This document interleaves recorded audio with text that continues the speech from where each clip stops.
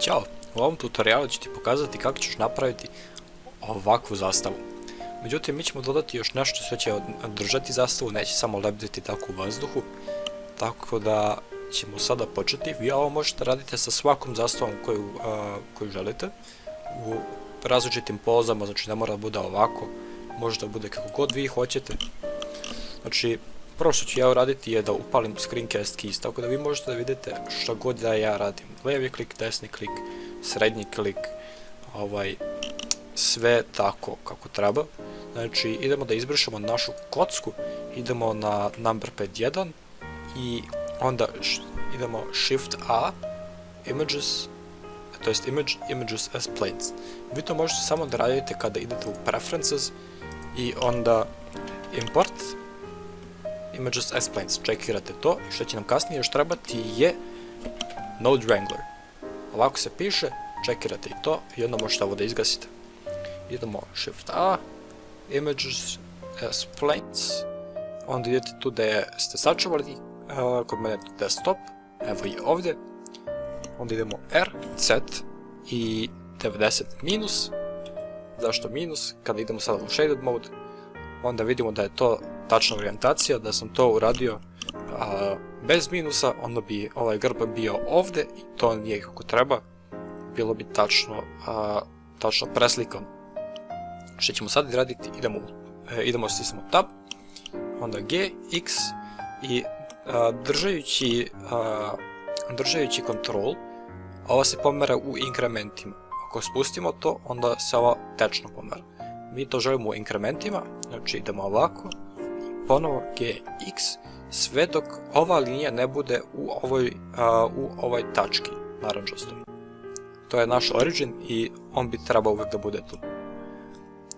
I što ćemo sada raditi, stisnemo Ctrl R i onda vidimo da se ovdje pojavljuje jedna linija, zavisno od toga gdje držimo miš.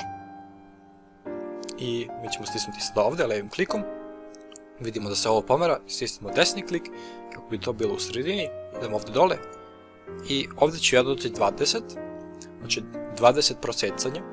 To je dobro za moju zastavu, koju zastavu vi imate to ja ne znam. I onda ću staviti ovdje još jedan i ponovno ću ga centrirati, ovdje ću staviti 12.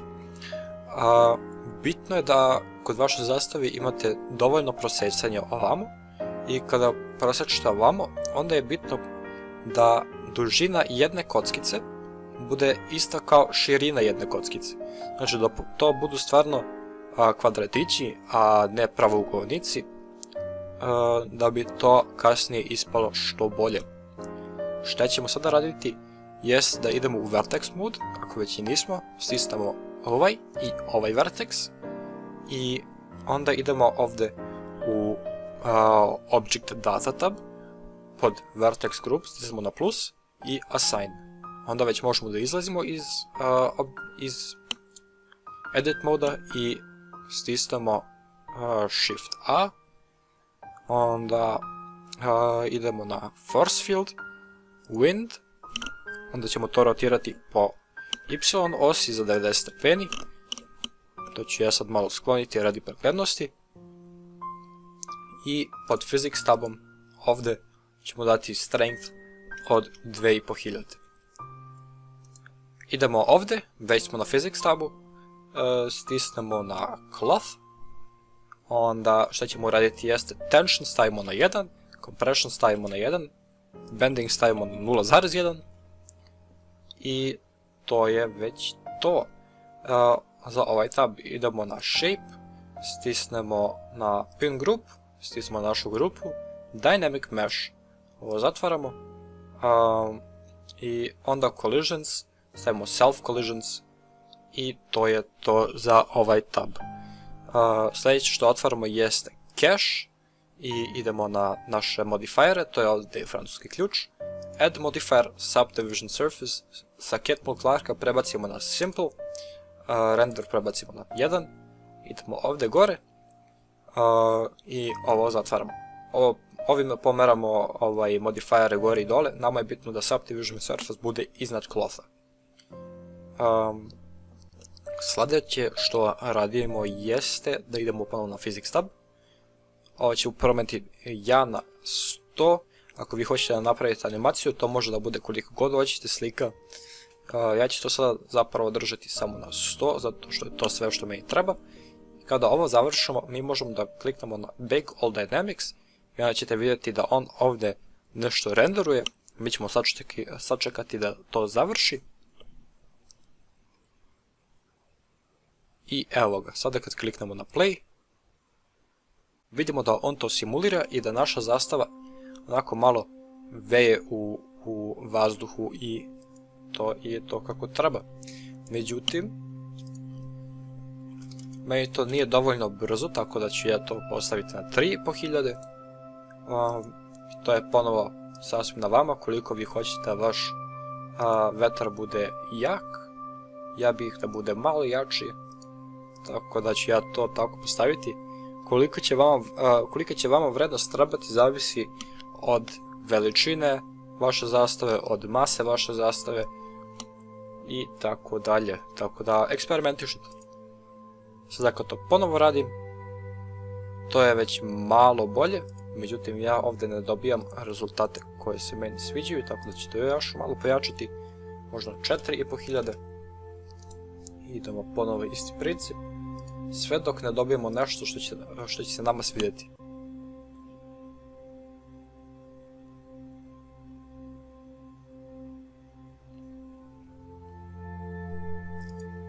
Sada kad gledamo ovo, ovdje već dobijam dobre rezultate, na primjer, gdje mi se to svidjelo, ovdje.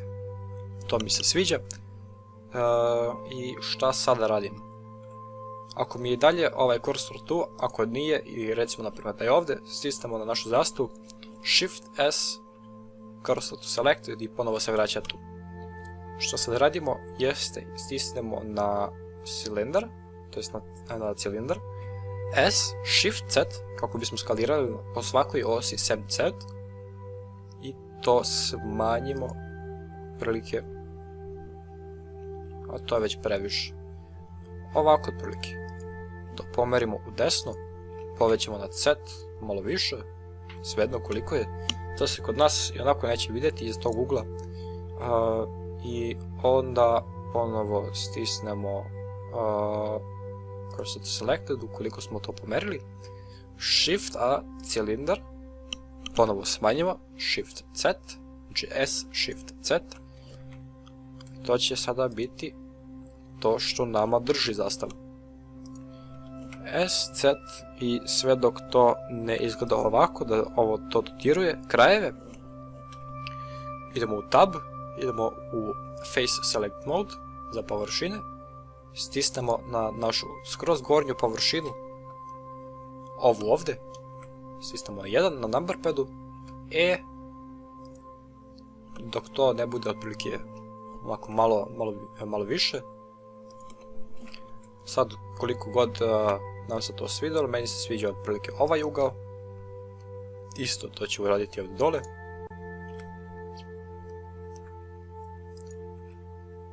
I ovako. To je to. Šta sad radimo? Stisnemo A kako bismo selektovali sve, stisnemo duplo V, Shade Smooth i to je to.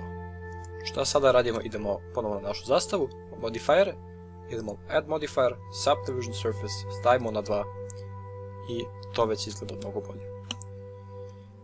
Što sad radimo? Idemo na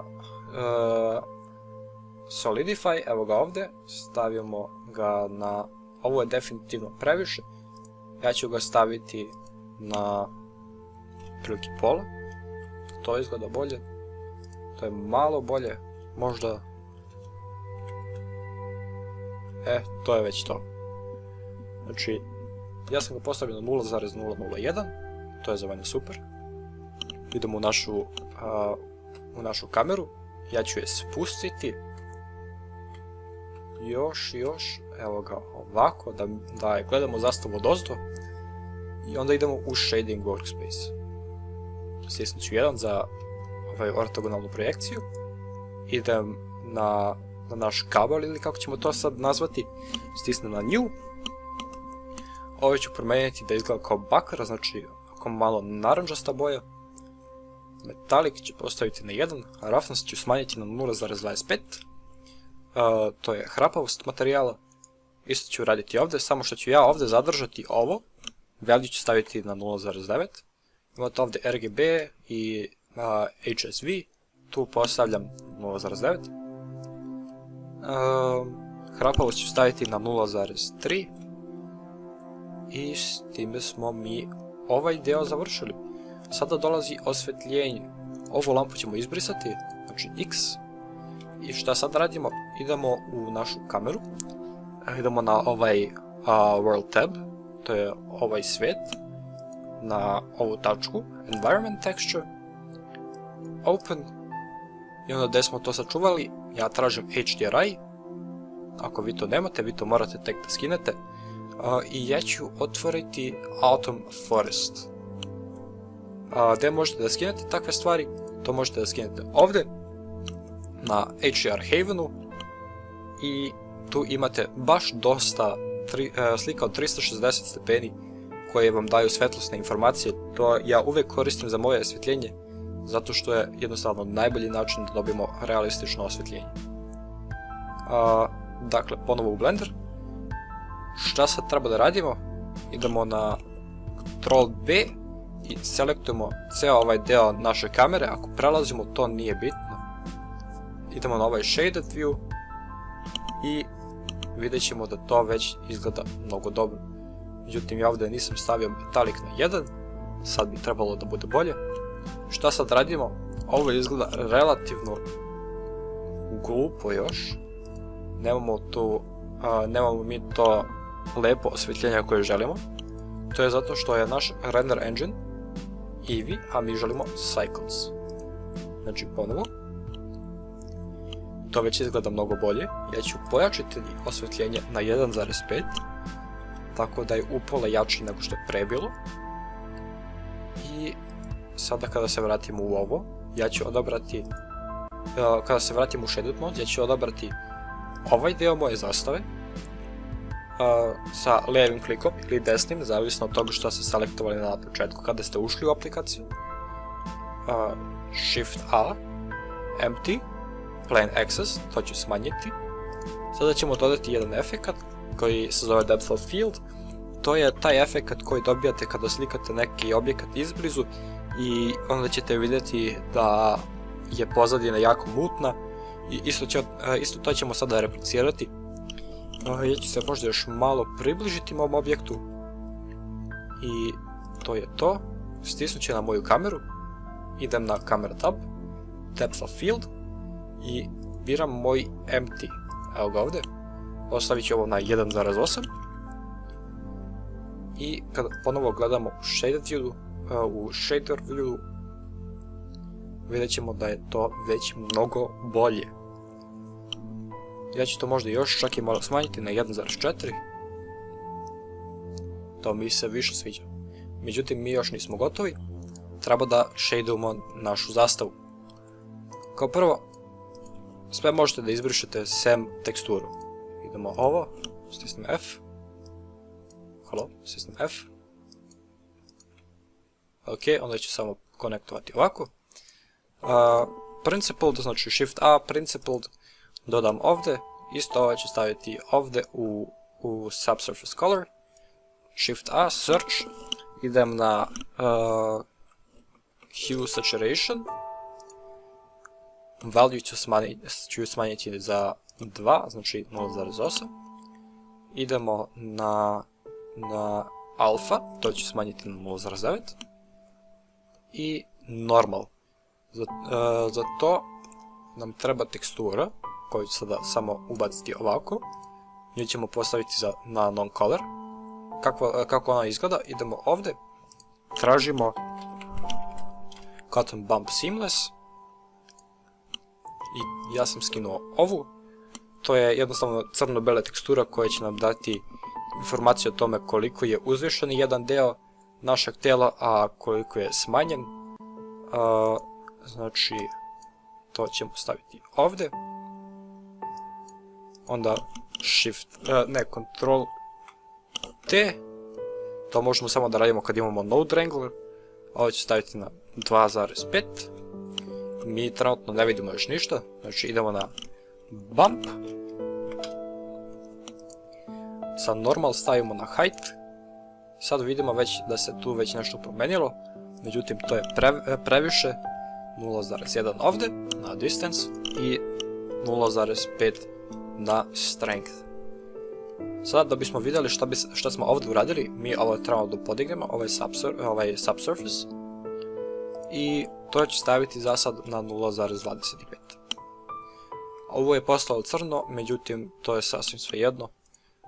Kada idemo u viewport shading, to nestaje. Ja ću ovo sada renderovati, pa ću se javiti kad završim. Sada kada smo i s time završili, mi vidimo da je to relativno bez kontrasta i da su boje malo blede. Mi to lako možemo popraviti tako što mi idemo ovdje pod Color Management u Rendering tabu, ovdje pod Look, i onda High Contrast. Kada se vraćamo u render, vidimo da su jače boje i da je veći kontrast. I što je još bitno znati je da su samplovi ovdje, isto Rendering tab, Sampling, pod Render tabu, samplovi koji vi upotrebljujete u vašem renderu. Što znači, što više ih ima, to će biti bolji kvalitet. Ja mislim da je 400 sasvim dovoljno u ovoj situaciji. Vidimo da nije baš loš kvalitet, baš nasuprot, relativno je dobar. I s time smo završili ovaj tutorial. Naučili ste kako da napravite bilo koju zastavu u bilo kom položaju i s time bih rekao, vidimo se. I da, renderujete na F12. Ćao!